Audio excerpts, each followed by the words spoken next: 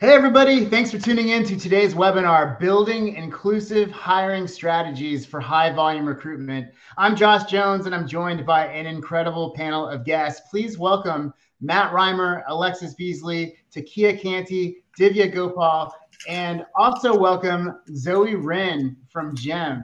And welcome to all of you tuning in. Please feel free to share where you're tuning in from in the chat.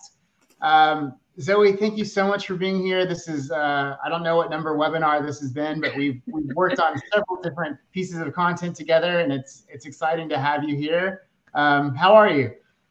Good, thanks, Josh. I'm really excited to be here today and to hear such a great panel to share their best practices on building inclusive hiring strategies for high volume recruitment. GEM is proud to be sponsoring this webinar as we strive to be great partners with talent acquisition teams and empower them to unlock operational efficiencies, elevate diversity recruiting strategy, and achieve hiring success at scale. We have a quick intro video to GEM to show you, and then we can dive right into the discussion. If the video piques your interest and you would like to learn more about GEM, please feel free to request a demo or contact us at sales@gem.com. Thank you. Josh, feel free to take it away. Great. Thank you so much. And just as Zoe said, we're going to start with a brief word from our sponsor, and we will be right back.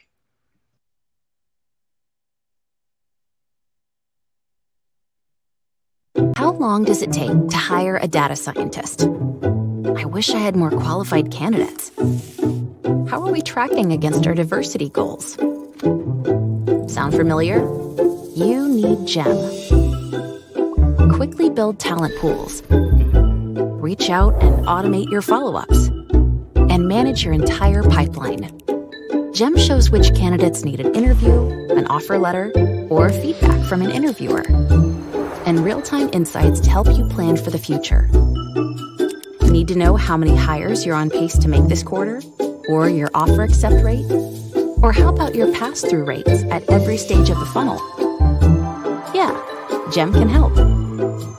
GEM works with the tools you use every day and has the security you expect. Did I mention users love GEM? Cultivate better relationships and hire more quality candidates with GEM.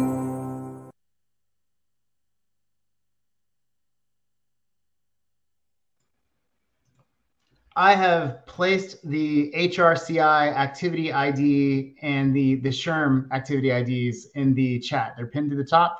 So for those of you tuning in that need those IDs, that's where they are. This webinar is being recorded. So everybody that signed up will receive an email from us before the end of the day, and that will contain the link to the recording. Please feel free to share that with your friends and colleagues who might not have been able to attend the live broadcast.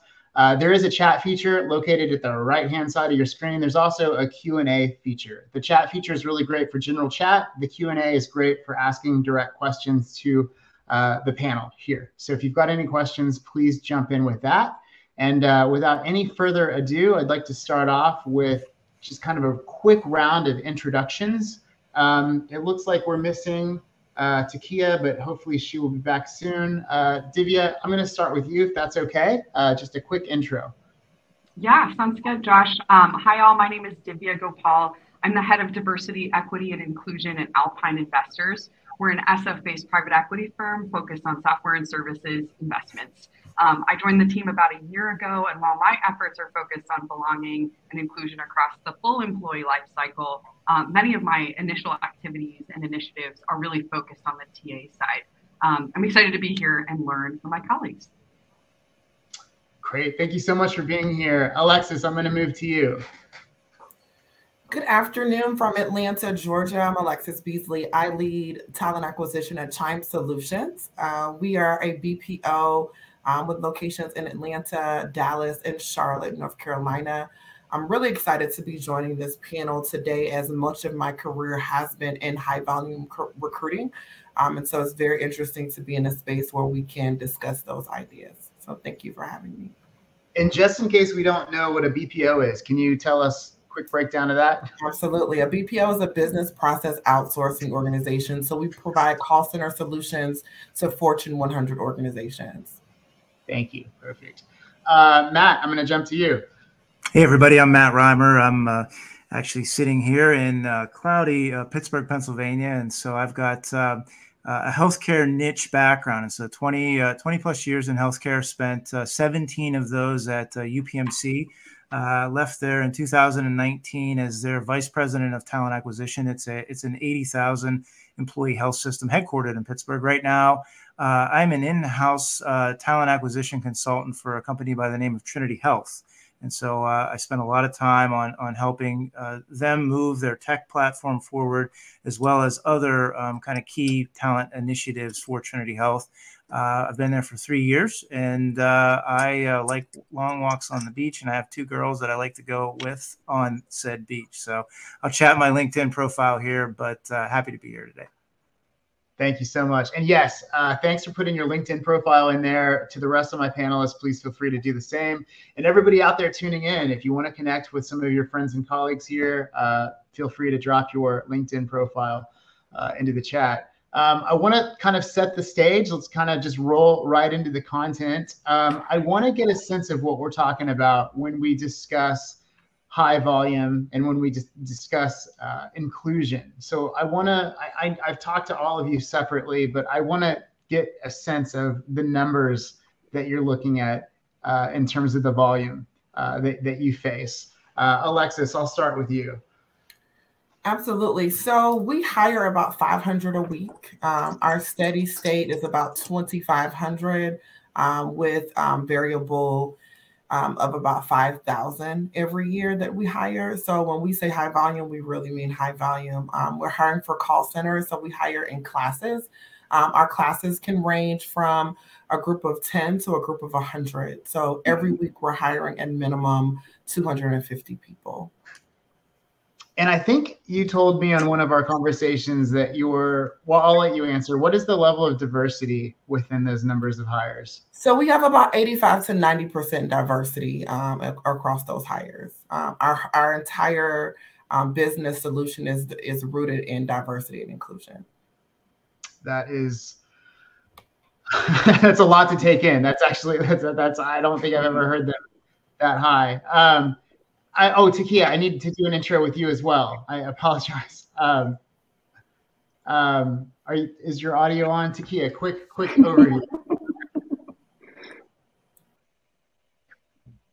It is. Absolutely, no problem. My name is Takia Canty. I am here in Dallas, Texas. A certified master TA leader, specifically around healthcare and financial services, high volume recruiting, where we really focus on diversity and inclusion. So super excited to be here and learn from all of my colleagues and really learn some new initiatives that we can really pull through to help our organization run smoothly and transition more so to that D&I perspective. And you've been with companies like American Cancer Society, I think Towers Watson. Can you give me a breakdown of like what are some of the teams that you worked with when you saw the highest volume, and what did that volume look like?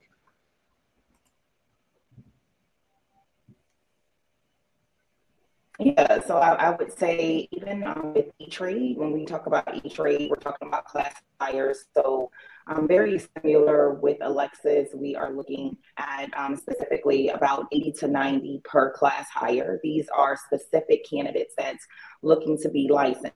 So they're looking to get their Series 7, Series 63 licensing and really go through the licensing program, which is a 6-week program. So you're really kind of dividing this high volume on profile candidates, which specifically speaks to more so senior level in college, graduates, newly graduates that will keep that attention, keep that bookworm kind of mentality to really get licensed and really proceed out throughout financial services. So when you're looking at that, you're looking at really interviewing and taking people through double that, right? So we're really looking at probably 220 candidates. So building that pipeline and taking them through a 3-step interview process is pretty timely and consuming, but you're doing it based off of a scorecard, which I think really works in high volume when you're really evaluating candidates and you're kind of able to push that through.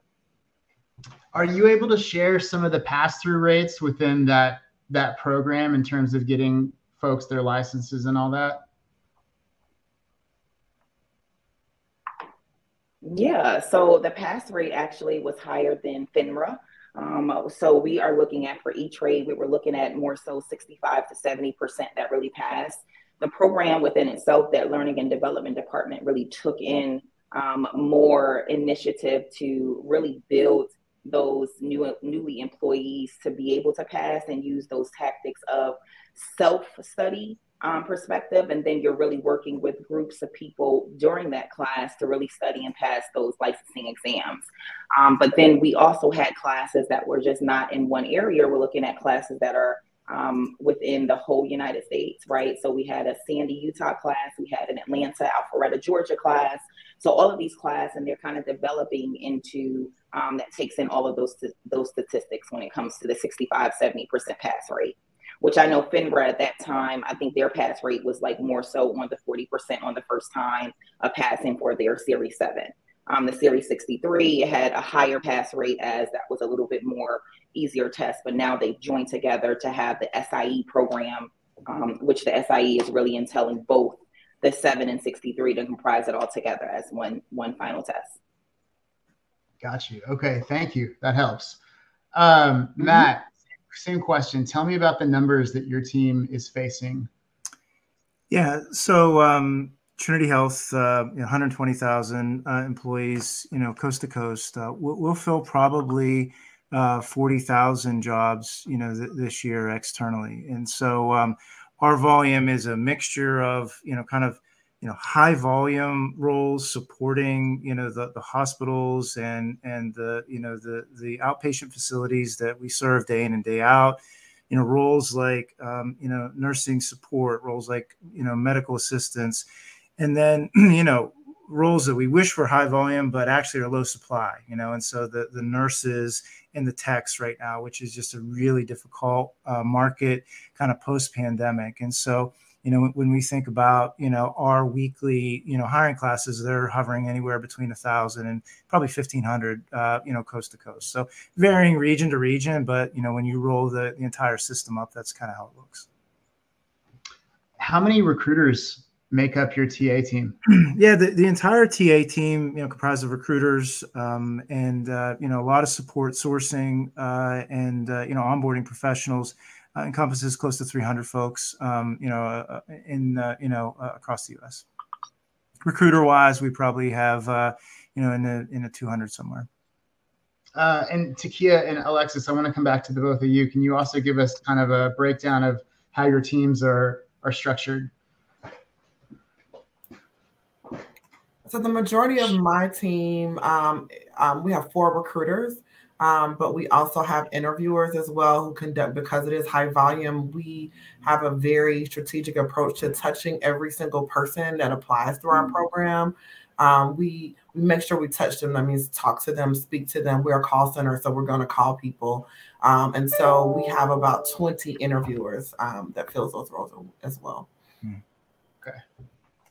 And here with me, we have 15 recruiters that all sit under one umbrella. And when I say one umbrella, they're divided based off of the region. And to them, they all have one recruitment coordinator that is comprised, so totaling 6 recruitment coordinators. And then we have 2 sourcers, and then 2 sourcers are kind of divided based off of the priority recs that are needed.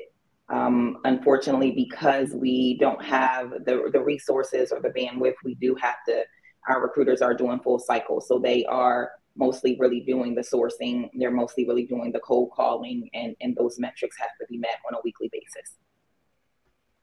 Got you. Okay. The audio seems a little bit, it's cutting in and out, Takia, on yours. Sometimes if you hop out and hop back in, that'll correct the audio situation.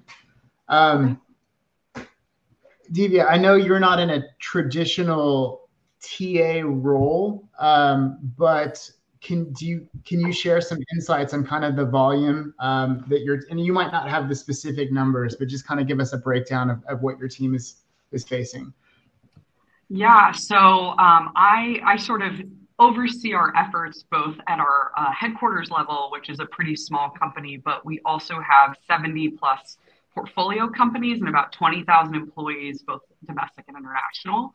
The companies that we serve largely range from small software companies all the way up to larger international firms. And so the role that I get to play is pretty consultative. And I would say I get the chance to kind of work with our chief people officers and things like that as they set the agenda for their own TAs and their TA programs underneath. So I get to play a little bit of a consulting role, which is fun, and kind of get to look at trends across sort of many small companies and try to find economies of scale as we build up larger programs. And I'll start with you with this next question. What does diversity mean for you and the companies that your team is supporting?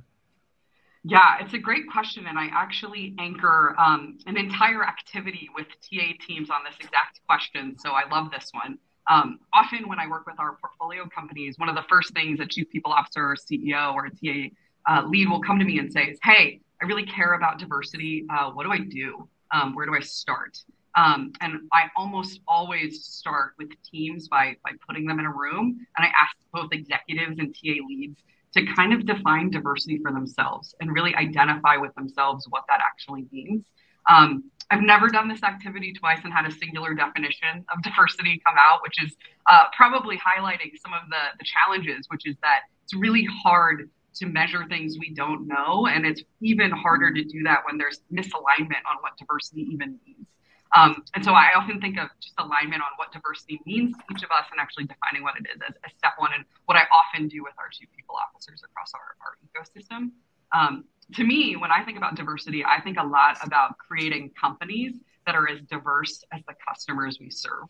And for me, that looks a little bit different for each company, but largely it looks like bringing on individuals of all backgrounds who are excited to participate in a culture of collaboration, of listening, of respect, of resilience, and ultimately creativity. And what that looks like in each of these industries looks really different. So it's an exciting time to be in this space for sure.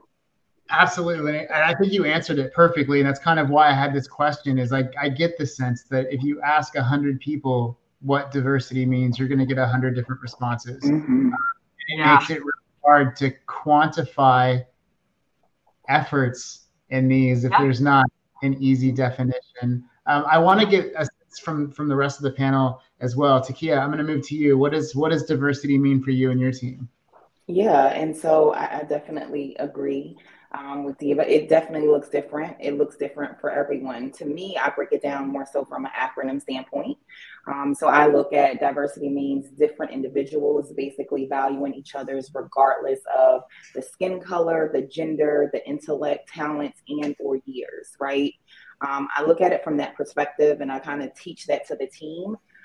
Me being in the industry for 15 years now, right? I can be looked at as an old baby boomer, right? And so, but that doesn't rectify the skills that I manually learned how to do TA, right? Manual tracking, manual, metrics and all of these different avenues that where if we didn't have the resources that we do now, we're able to diversify our culture with these systems, with these softwares, with this automation and all of these different things to really pull data, right? But if we didn't have that, how will we diversify each other? Well, we look at the talents. We look at not hiring clones.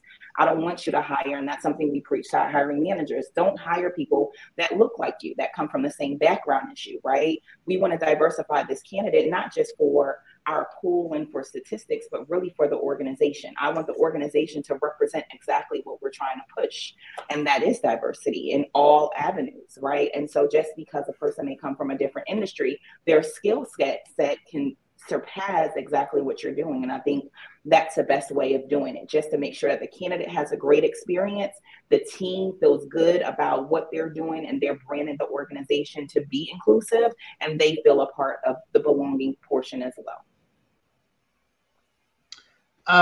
We're getting a question.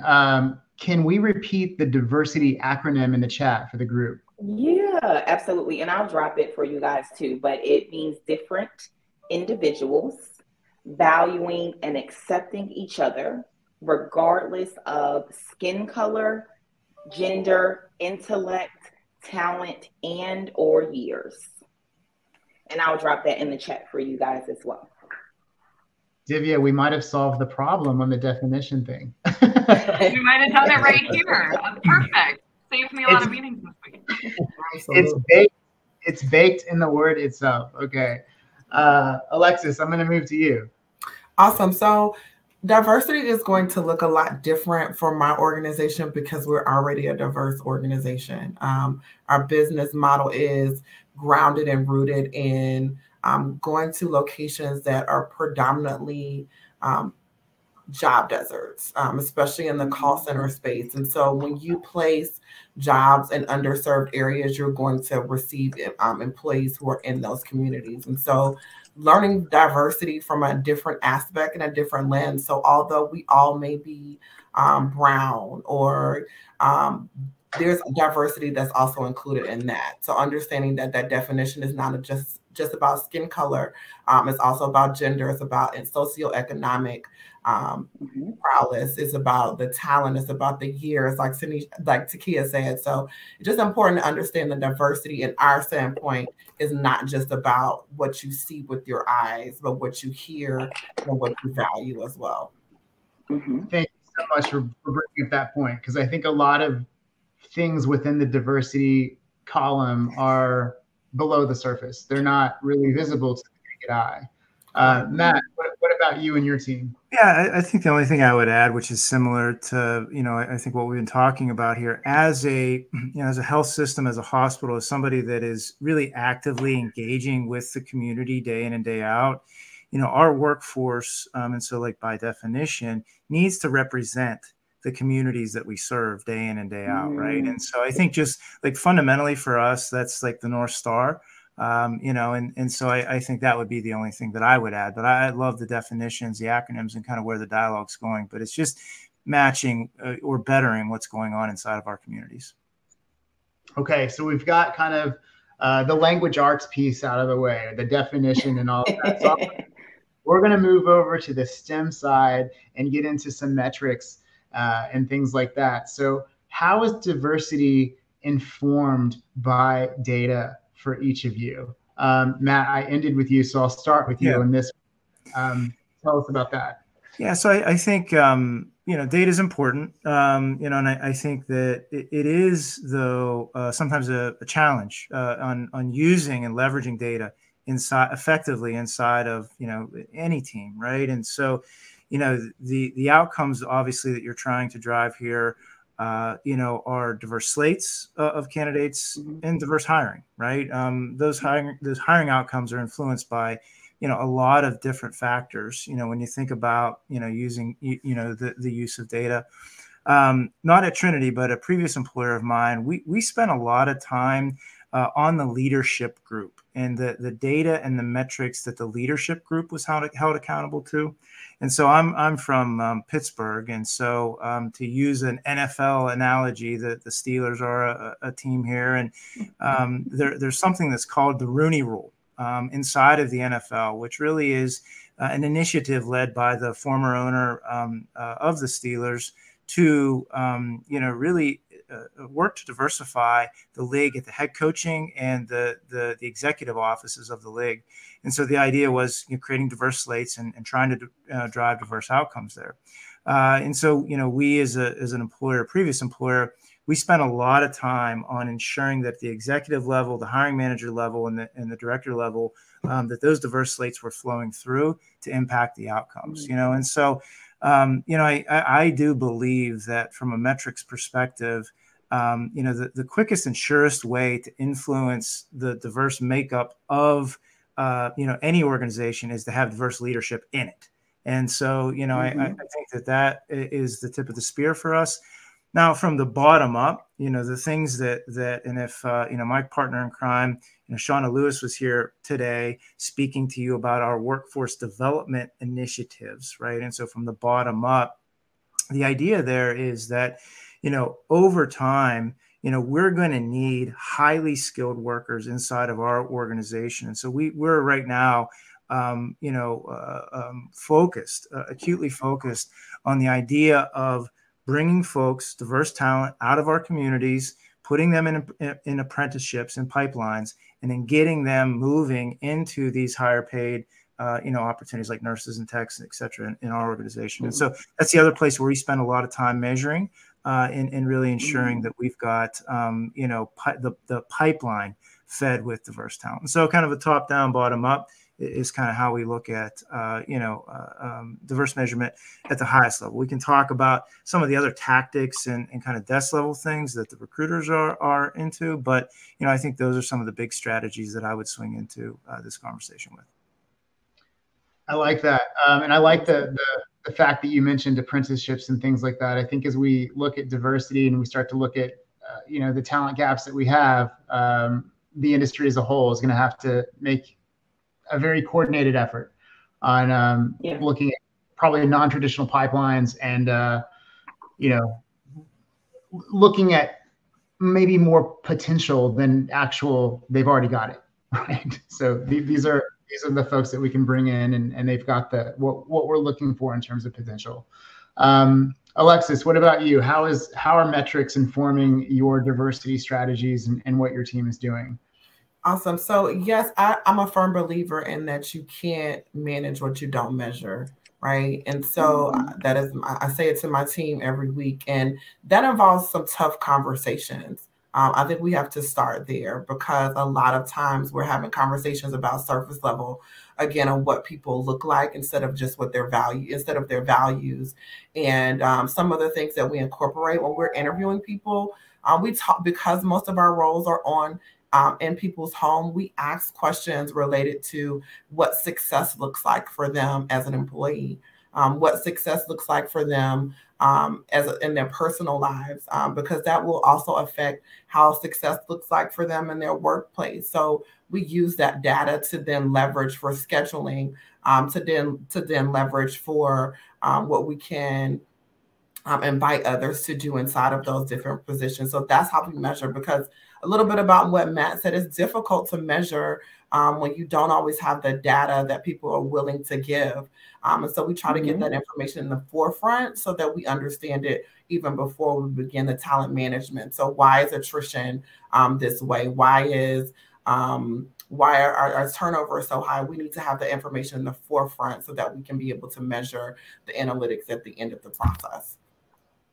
What are some of the most important things that you're measuring? So I'm hearing attrition. I'm sure you're paying attention kind of to the top of the funnel. Are there any other areas where you're like, okay, these are the important things to measure? Absolutely. So some of them have to do with the time that it takes us to hire, time to fill. A lot of times when we fill based upon classes at the BPO level. So we're not looking at how much time it takes us to fill necessarily, because we're filling a class. A class has to start on this day regardless. It's not as though we're filling corporate hires. And so when we're filling those classes, the amount of time someone in a diverse community is looking to be hired has decreased. So if we cannot analyze that data at the beginning to be able to assess, hey, 7 days, 2 weeks to go to hire someone, work for us. However, at this juncture, we need at least 14 days because we have to account for all of the various circumstances just to make sure we're reaching that diverse pool of candidates. Right. Makes sense. Takia, do you have anything to add? Yeah, I think my peers have hit on some good markets. Of course, from a reporting standpoint and data, you're looking at, of course, your candidate relationship management software, also pulling data as well. And then you're able to pull also through our applicant tracking software. But to hit and continue from Alexis' standpoint, it is harder to track that data, right? When you're kind of diversifying the funnel from the front end.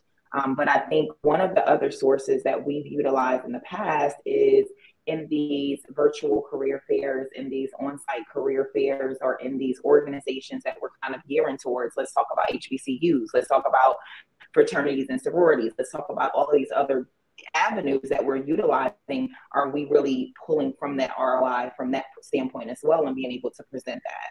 I think Matt hit on a great point when it talks about really training the hiring manager and hiring panel members to understand exactly what we're hiring for and understand the profile of the candidates. And I can't stress that enough, because it starts with them, right? And so you have the training that's not always there for the hiring panel members, and they're not understanding that interview process or what they need to be looking for to kind of boost our initiatives. And that's where it really starts from.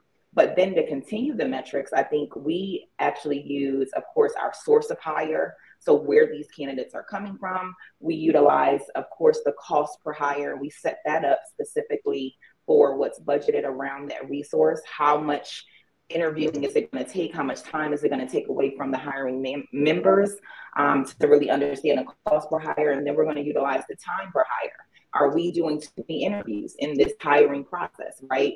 I used to use a three or quitter. I want to really screen the candidates, have the candidates screen, one interview, and let's go ahead and score the candidates based off of the competencies that we designed and have that scorecard so we know if we're going to move forward with the candidate or if we're going to rescind, right?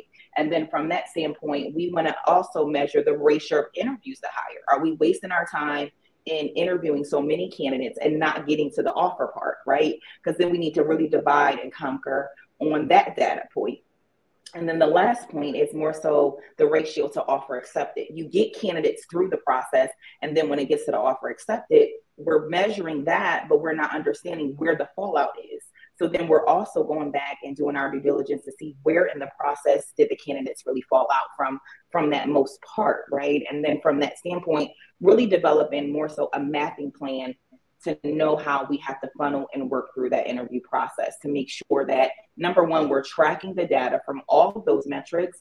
The hiring managers are trained, they're informed, and then we're doing constant training. I think I think in TA, it's so important to continuously train because it continuously change.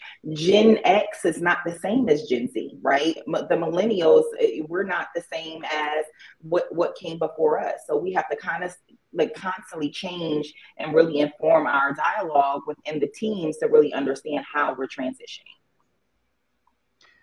Do you have any advice for leaders and practitioners that are working to set realistic goals within diversity? So you're looking at the numbers, you know where you are now, you know where you want to be.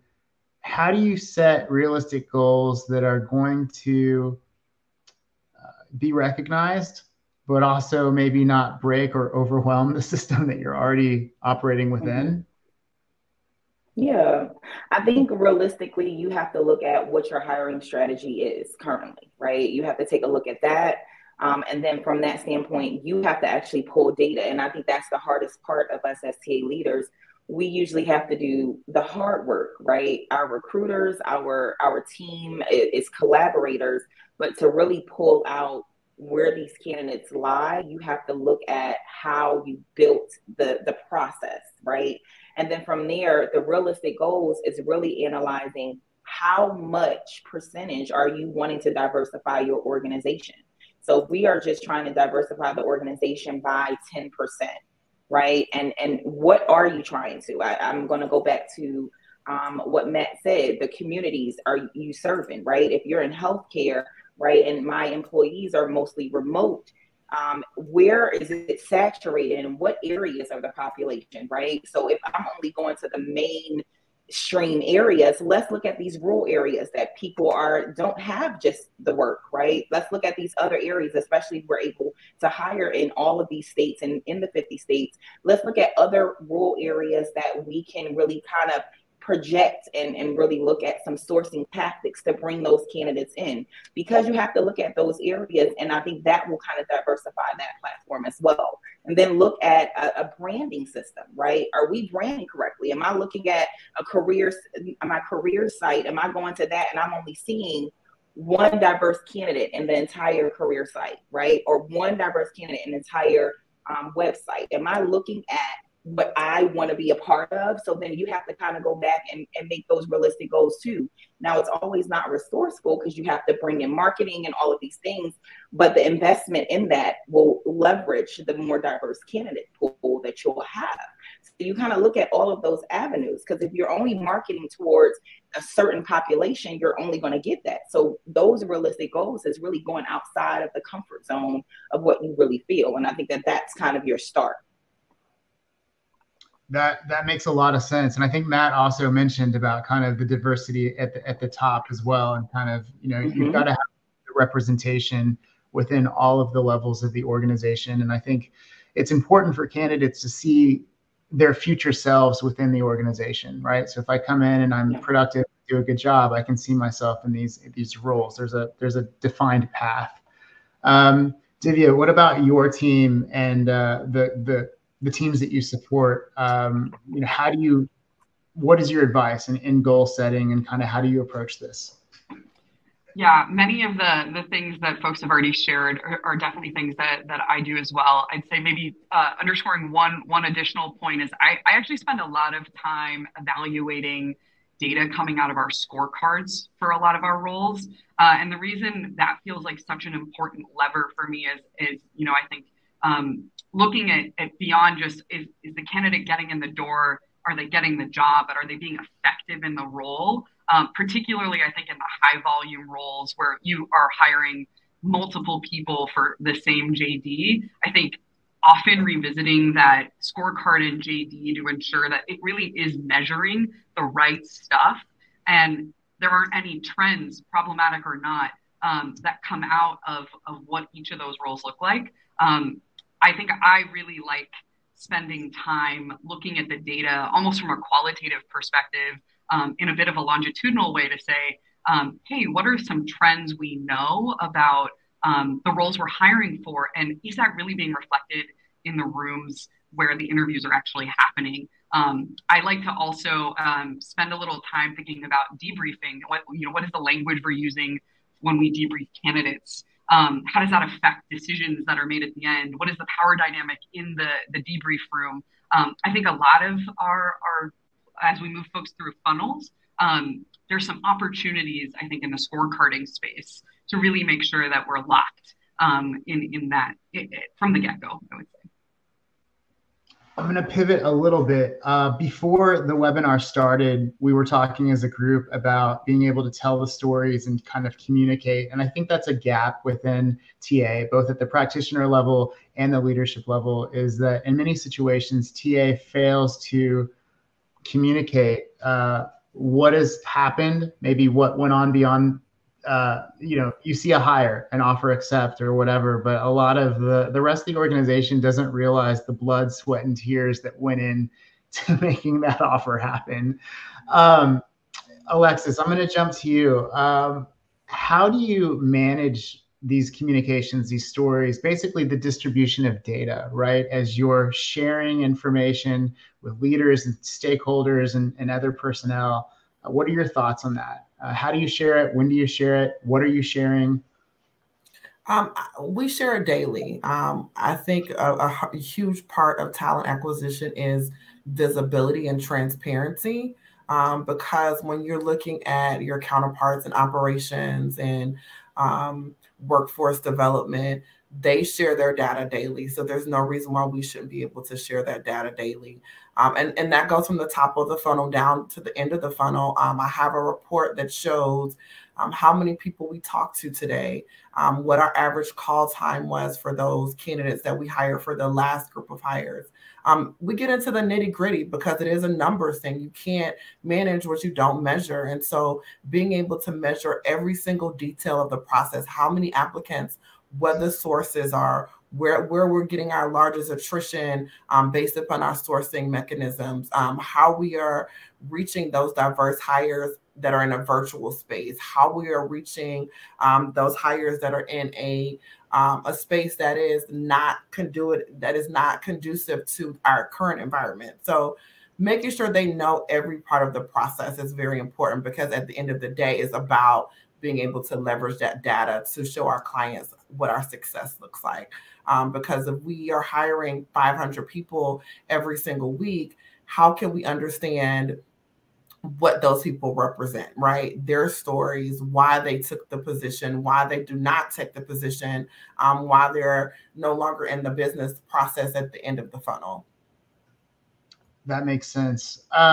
So we talked about sharing the data. For anybody here, is any of that data self-serve? Can your leaders jump into your ATS or other tools and kind of see, okay, the team sent out this many messages, or we've got this many people in the funnel at this time?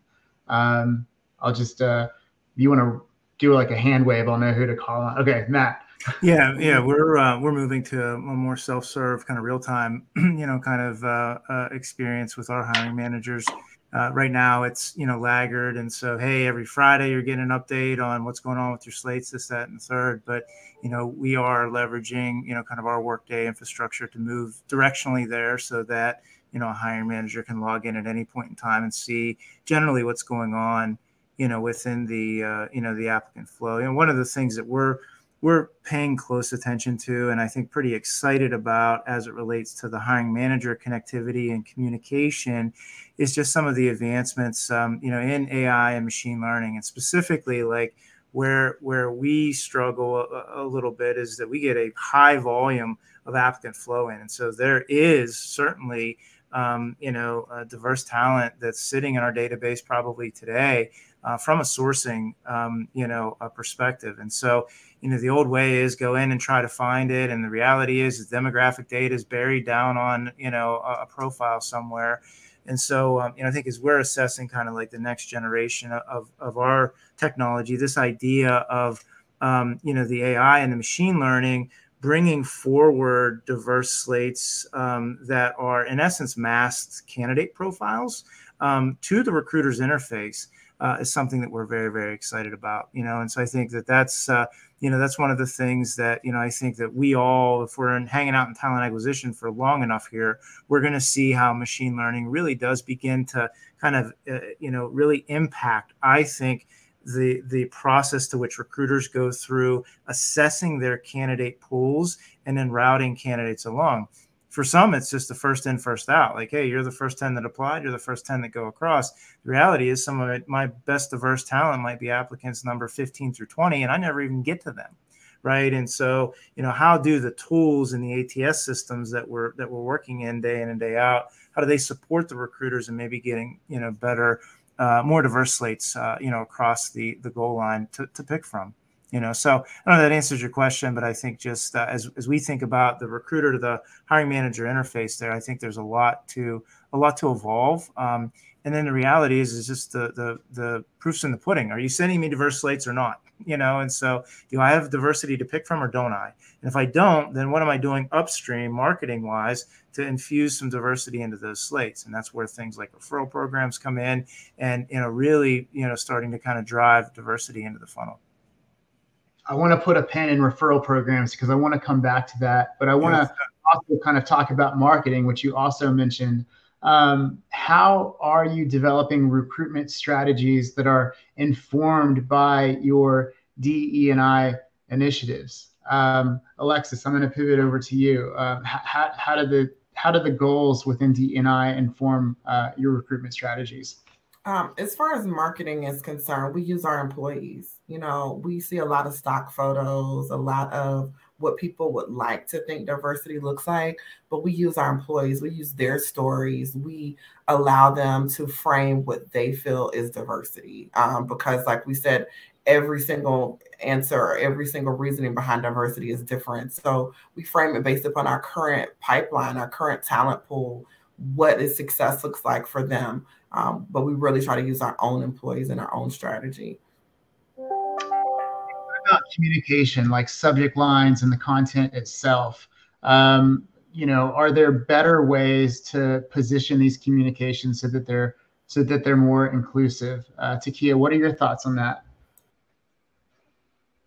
Yeah. So, I will attest for, it's an application called OnGig that we utilize, right? And OnGig is really specifically geared towards non-biased language when you're using that. So we utilize that for job descriptions. We utilize that for language that really goes out to candidates that we kind of put through, and it layers through those correspondence to make sure that we're reaching them. What we've seen just from a marketing strategy standpoint for D&I is, number one, text messages always work better. just to leverage those candidates. Everything is mobilized, right? So when we think about the application process, how fast can you do the application? Is it asking you all the questions that really the recruiters are really not going to look at because they're really looking at their resume and then moving the candidate forward? We're saving time in that process, right? So on the front end. And then from that standpoint, utilizing the subject lines, utilizing emails and a cadence of emails. So that's first thing in the morning, we're sending an email that's automated from our applicant tracking software, right, that we're utilizing, which is iSIMS. We're pushing that through. And then from that standpoint, it also goes out right before the end of the day. So if that's 4 o'clock Pacific time, it goes out from that standpoint to the same candidates, unless they've chosen either one, they opted that they're no longer interested, or they've opted, yes, I would like to schedule something, or please remove me from the contact list, and we know how to go about that. And then we're tracking the metrics from that standpoint as well. I think those have been our most success when it comes to that, because we're able to kind of get in touch with the candidates a little bit better from a text or email standpoint, rather than the cold calling always works, but we really utilize that calling method once we get to that offer stage and onboarding. How many messages do you typically set up, like in those cadences? Yeah, so you're setting messages to the candidate. So it's really dependent on the candidate pool. But those messages is one simple message that's going out, really short, sweet, to the point, that's templated, right? And it's giving them the leverage of what the job entails.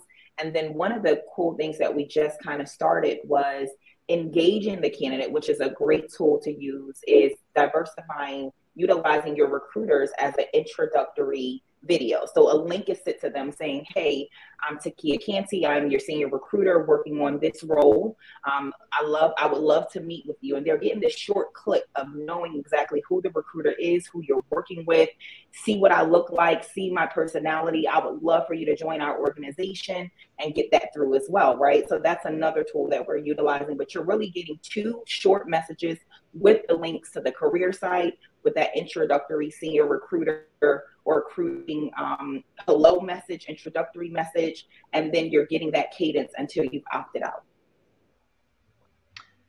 That's amazing. I feel like within high volume, and within diversity too, you're kind of walking on this razor's edge of trying to manage all these different aspects and make sure that you're doing things right, that you're being inclusive. You're trying to deliver very empathetic human experiences, a lot of times at scale, which is why we use a lot of automation and things like that. And I'm going to be frank, TA is in the rejection business, right? You probably Absolutely. say no. You say no more than you say yes. And so do you have any advice in those areas? You know, do you design for disappointment and maybe make sure that door is left open, since, you know, probably 90% or more are not going to get these positions that they're interested in? Yeah, I feel like we design for that. We design by utilizing talent discovery, right? Which is really easy and good to utilize, because a lot of passive candidates that have gotten their rejection letters, you know, they're 9 times out of 10 no longer looking at the company anymore, or you have those candidates that are steadily looking, but usually you have that pipeline already in your system, right? So it matches, hey, join our talent community, so that it matches the candidate with these specific positions that we're continuously hiring for. And when we have a new class that is coming available, or a new opportunity that matches their skill set, their niches, it automatically informs them to reapply, right? So you're utilizing that to rediscover the talent and make them continuously go through. But not only that, I think the best way to put it of looking at the rejection candidate is always the branding aspect. And I think that that's where we miss from a TA perspective, is that you utilize that to build that relationship and you brand the organization. So, and honestly speaking, you utilize your own experience. Maybe it was a job that you didn't receive on the first try, but I think handling this with care, the empathetic approach, and actually having the recruiters to touch base with the candidate rather than just the rejection letter, but something that's a little bit more personalized.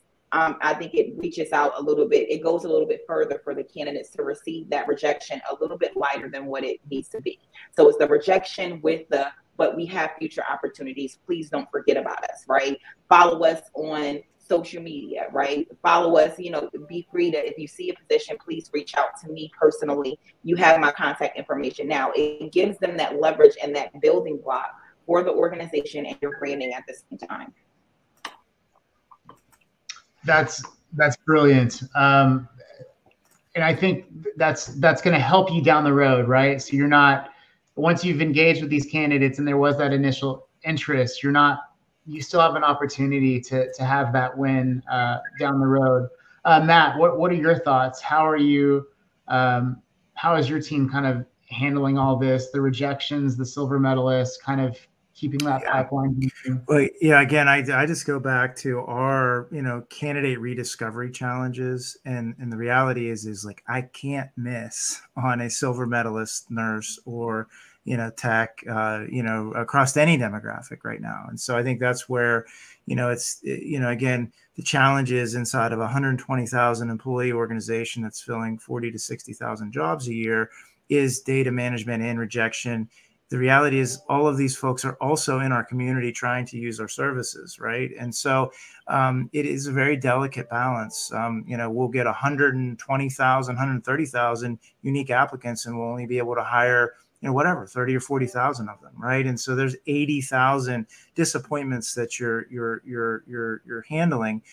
That being said, the reality is that a lot of the people that we hire are sitting in our database already. And so that's where the strategy of leveraging your technology correctly, in my opinion, comes into play to ensure that those silver and even bronze medalists are resurfaced back in these requisitions where we desperately need talent, and so I think that's where we're aiming to be. Today, that's done all manually, right? That's all spreadsheet work, right? And so that's us pulling data out of the system and having our sourcers reach out versus just putting it back in line with the recs that are open and to be filled. So you used a term or a phrase. You said you can't miss on your silver medal candidates, and that's a priority phrase, right? And when you get these priority phrases that are surfacing, you're very it's easy to start focusing on that and maybe lose focus on DE&I, Sure. Which I think plays into a question that Gary has in the chat. How do you handle pushback from hiring managers on diversity hiring initiatives? You're just running and gunning. And you're like, we got to do this. We got to just make it happen. And you start to lose focus on, are we being inclusive and all of that? So how do you handle those conversations with leaders? Matt, I can go to you, or for Alexa or Alexis. Yeah, I mean, so your hiring managers, right, at least from my point of view, they've got a problem in the moment, right? And the problem in the moment is I need that job filled, and I need that job filled like yesterday.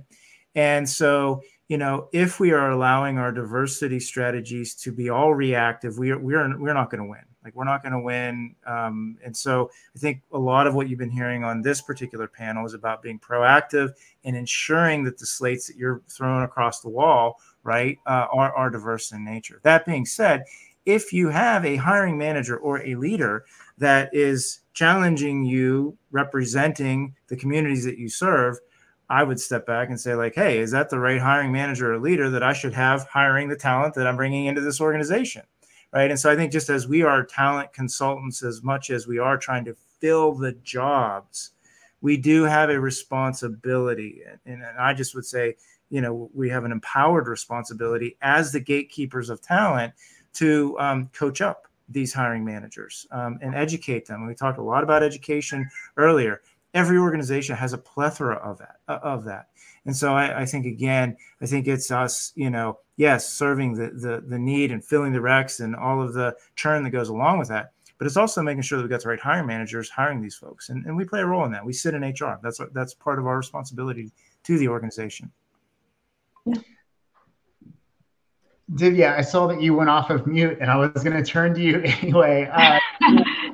Do you have anything to add in this area? Do you see any pushback from hiring managers, or kind of the opportunity to kind of do some managing up or some coaching or whatever that might be? Yeah, I think for me, the opportunity really lies in how we set up just the entire scope of getting a hire approved. I think proactive approaches are always going to be helpful. So, one activity is making sure that people maps for the company are getting done well ahead of the emergency moment where we need the last minute hire.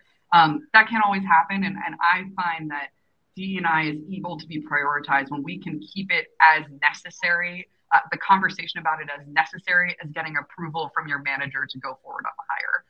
So when it is in the same set of checklists that one has to do to move forward, it just becomes routine. And I think that's a great moment for folks to flag even, hey, we need to really make sure that this is the right hiring manager for this role. And the only way to do that is to make it as essential as any other process for hiring. So I found that we've had some success approaching it from that way. I wanted to kind of wrap things up on pitfalls, and the timing of Gretchen's question is kind of perfect.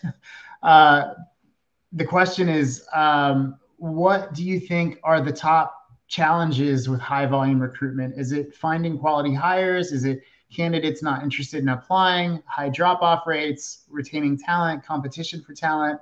Is it all of the above? What are some of the pitfalls that you're seeing, and how do you overcome some of these challenges? Yeah, I think one of the first pitfalls that we see in high volume recruiting is definitely quantity over quality, right? Because we're trying to get the numbers in, so we see a big decrease when it comes to the quality of the candidates, right? Because we're really trying to push it through. I think another pitfall is really making sure that our recruiters are organized and structured to be able to handle the bandwidth of the consistency, the cadence of that, right? Because I do find myself even stepping in to, of course, also do the work. And it's kind of all hands on deck. We're trying to meet these numbers. So I do think that is a big thing. I think some of the solutions to that particular point of the quantity versus the quality of the candidates is, number one, doing the due diligence of having these working sessions with the recruiters, with the TA leaders to really understand the profile of candidates that you're really looking for. I think also establishing outside sources can be beneficial. So if you're hosting your own career fair in your organization, a virtual career fair, or getting out into your local communities to kind of provide that leverage, get that visibility going so that they know exactly who you are. I think that leverages a lot, because then you can continuously build your pipeline and keep your pipeline going, which I think is pretty important. But then also how to incorporate an automated system that makes your process a little bit more seamless. I think that's another pitfall as well. Automation is so important, I think, in high volume. So if you're still doing manual, or if you still have a software system that's not really able to pull data, to do reporting, to push candidates through and disposition them in real time, and be able to display the progress to TA leaders, to your organizations, to your hiring managers, then that's something you have to look back on as well. I used to call it recruiting 101.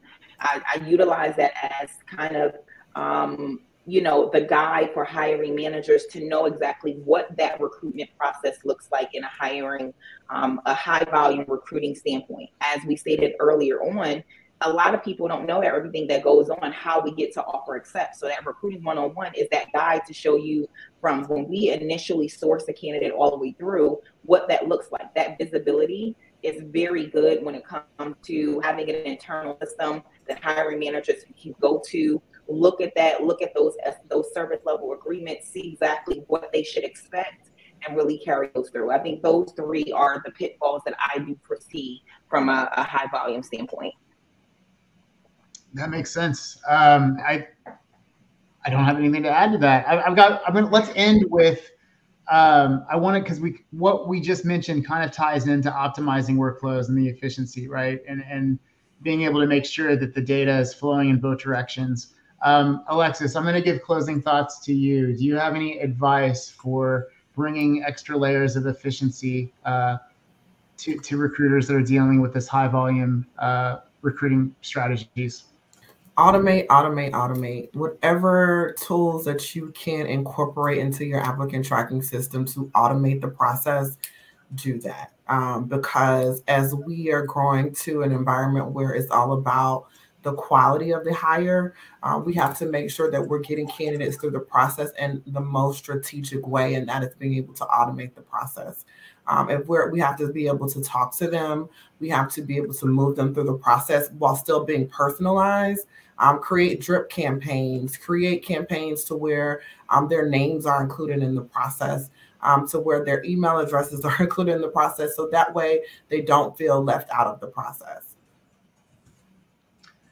Huge thank you to Zoe and to Jim for making this webinar possible, and to Matt, Takia, Alexis, Divya. Thank you so much for taking time out of your busy schedules and being on this webinar. I would love to work on future content with all of you.